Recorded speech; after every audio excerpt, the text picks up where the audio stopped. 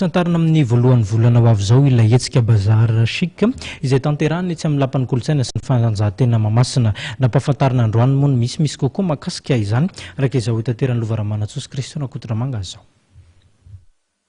Ny raikatra amin'ny 5 Meo avy izao no tanterahana ny bazar Chic, hetsika ara-abrotra karakarain'ny orinasa Fimafm etsy amin'ny lapan'ny fanatanjahan-tena sy ny kolontsaina etsy Mahamasina.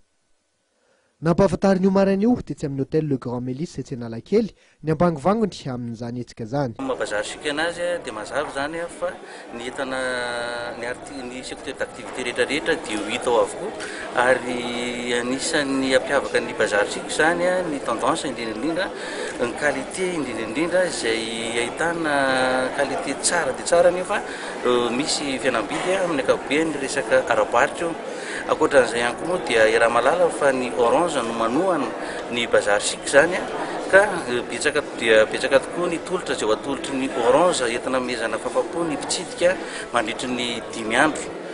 Ny bazar Chic no hetsika faraka 10 ny tanterahany orinasa Fimafm tao anatin'ny 3 taona araka ny nambaran'Andriamatoa Andriana Solonjaka dia fahombiazana avokoa amin'ny ankapobeny no azo lazainareo hetsika rehetra ny karakarain'ny, indrindra ireo hetsika roa faraparany dia ny back to school sy ny big shopping.